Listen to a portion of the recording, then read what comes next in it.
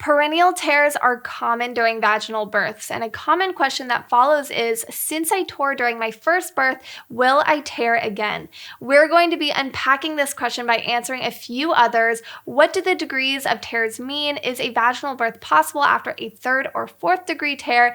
And what can you do to prevent another tear? This is just part 1 of this 2-part video to answer these questions, so make sure you watch the second video as well.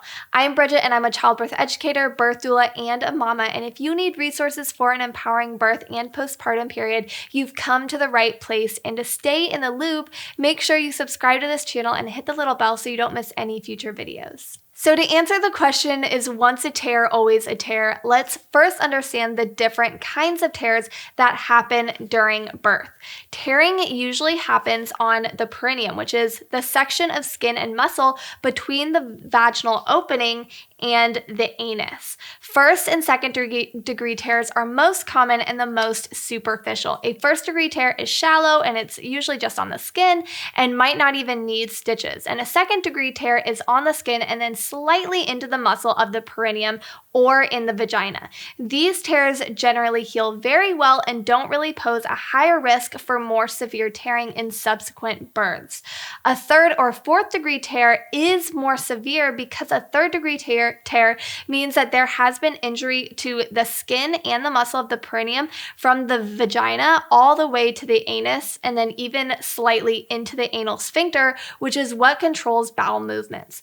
A 4th degree tear occurs from the vagina all the way to the anal sphincter and then even into the rectum, which is on the inside of the body. So it's much more of an invasive injury.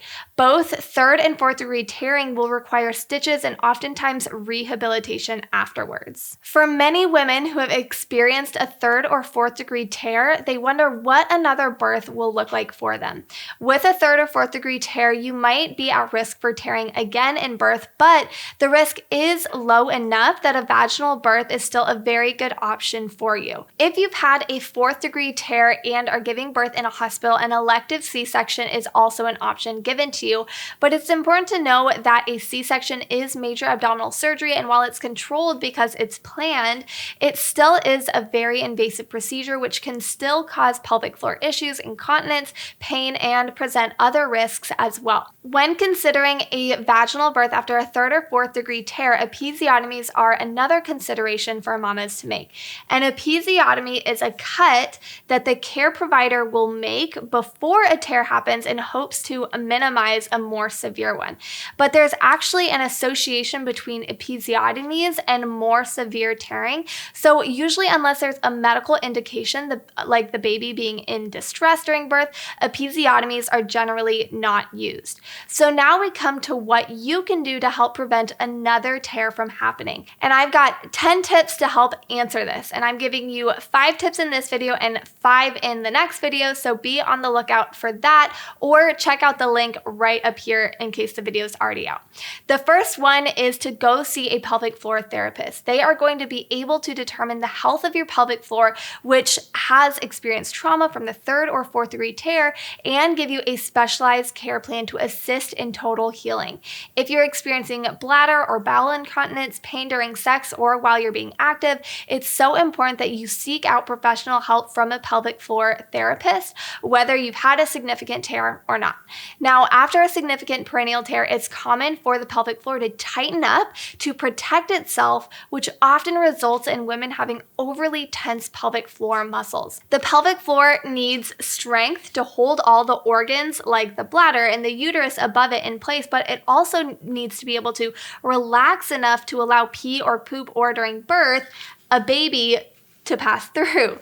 A pelvic floor therapist is going to give you specialized exercises to do, but in my postpartum course, I also teach you several ways to bring balance to your pelvic floor. And you can check that out in the description below, or you can get a sneak peek at what the course looks like by checking out this video up here, straight from the course about restoring a weak pelvic floor. So to help lengthen and relax the pelvic floor, which will also help with the perineum, you want to do happy baby, child's pose, or deep squats, which you can begin doing at any point in your pregnancy or even if you're not pregnant at all. And all of these movements I walk you through in the Built to Birth postpartum course are going to help you immensely. Along with these movements, you're going to want to utilize diaphragmatic breathing, in which you expand, release, and relax your abdominal muscles and your pelvic floor as you inhale, and then draw in your abdominal muscles and draw up your pelvic floor as you exhale. I'm not going to go in depth on diaphragmatic breathing in this video, but I explain it all in my postpartum course, and it's central to pelvic floor rehabilitation that will help with an easier labor and birth to prevent subsequent tearing. The second thing is to learn about birth. The more you know, the less you fear. And when a labor and birth results in any kind of trauma, physical or emotional, fear is often a big hurdle women have to jump over when preparing for birth. When fear rules the mind, it directly impacts the body. And in labor, fear causes tension and pain. And to avoid tearing, we want the opposite of tension. We want relaxation. We want openness. So specifically, you want to learn about how the natural process of birth unfolds and how to support it and avoid interventions. You can check out the free mini birth class that I provide in the description below to learn my 5 foundational tips for labor and birth. Or if you're ready to jump right in and start your journey to an empowering birth, you can go to builttobirth.com, linked in the description, to access the full online course. As you learn about birth, especially if you take the Built to Birth online class, you will learn several things that will encourage an intact perineum, which we're going to just graze over right now. So the third thing to learn about is how to position baby optimally in the womb. To prepare for a smooth labor, it's generally best for baby to be facing mama's back or towards her hip. To do this during pregnancy, use a birth ball instead of a chair, avoid reclining back for long periods of time, sleep in positions that actually help baby position facing the back, and exercise regularly. During labor, use movement to help baby descend, rotate, and journey through the birth canal as unrestricted as possible so that when it comes time to push, their head is in the right position for a smooth birth.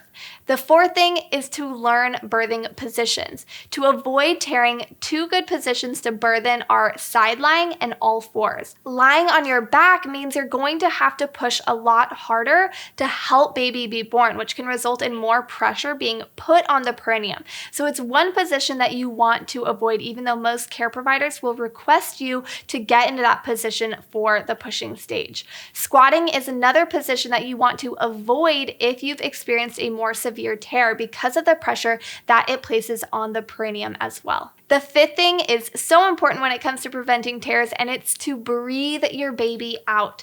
So often, primarily in the hospital setting, care providers will tell moms to take a deep breath in at the beginning of a surge and then hold it as she bears down with all her might to a count of 10 during her surge. This care provider-led method of pushing is not backed by research. Instead, mamas, you should listen and respond to your body's natural urge to push, although it can be a little tricky if you do have an epidural, and then push whatever way feels best to you as long as feels right, taking a breath whenever you need it.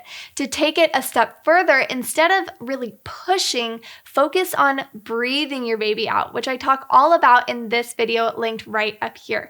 Your baby wants to be born, and your body is actually naturally pushing for you. So in most situations, this is an effective and gentle way to birth your baby that will allow the tissues of the perineum to slowly stretch around your baby's head to avoid severe tearing. All of these things are aspects of birth to learn about to help you avoid tearing, and I just really scraped the surface with them. So as I said earlier, the Built to Birth course will give you in-depth information on all of these things so that you walk into birth prepared and confident, equipped with the building blocks for a better birth. Those are the 5 tips for this video, and I'll share the next 5 in a follow-up video real soon, or it might be linked up here if it's already out. So thanks for being with me in this video, and I'll be seeing you real soon in the next one.